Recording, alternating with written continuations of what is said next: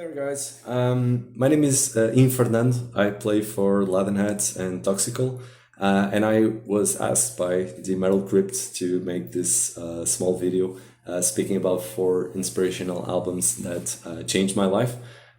So yeah, without further ado, we will start with one of the greatest bands, if not the greatest band in the planet, Iron Maiden. Yeah, I found out about Maiden when I was like 13 or so, and I became obsessed with them. I, I just listened to Maiden all the time when I first found out about them, and I picked Live After Death first off because I thought it would be cool to include a live album here, and this is arguably the best live album ever. Yeah, it was just probably the album that I listened to the most in the beginning of discovering Iron Maiden, because it had all the classics in one album. So what else could you ask for? A few years later, maybe a couple of years later, I found out about my favorite band at the time, one of my favorite bands still, which is Megadeth. I picked Killing Is My Business. I still think it's my favorite one. It's definitely raw, definitely rough, but yeah, it just encapsulates everything about speed metal and yeah, an early thrash. So I just absolutely adore this album. I became again obsessed with Megadeth.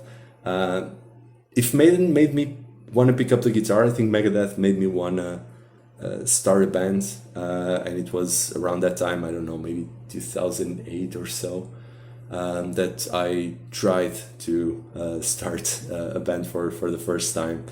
A few years later, so Maiden and Megadeth have been like very constant throughout all of my life, and they had a very big impact. There was another band that I later discovered, which became one of my favorites instantly. It has very different phases.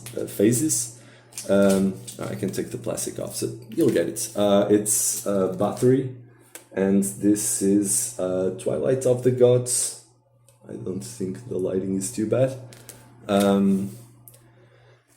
My favorite album from Battery. It was probably my first contact with epic metal, so it definitely shaped my head and my taste in music. Afterwards, I started digging into the bands that inspired this epic sound, and I became absolutely in love with bands like Manila Road and Manowar and Omen and Cirith Ungol and all that. But Battery was definitely, this album in particular, this one and Hammerheart were definitely the two albums that introduced me to this sound. I fell in love with them, and it's still two of my favorite albums of all time. And then, fast forward to 2020, Possessed Steel released one of my favorite albums of the last maybe 20 years. Definitely my favorite heavy metal album of the last 20 years. It's also epic metal. It has this absolutely gorgeous cover. Yeah, it was just one of those bands that I think are still not that popular outside of niche aficionados of heavy metal, but they are fantastic. I absolutely love them. I wish they will, I hope they will release a second album very soon. This was the first one, it's called Adris, and yeah, can't wait to listen to more from these guys. I hope they are still around. I think they're still around. I hope they come to Europe someday. I would love to get a chance to see them live.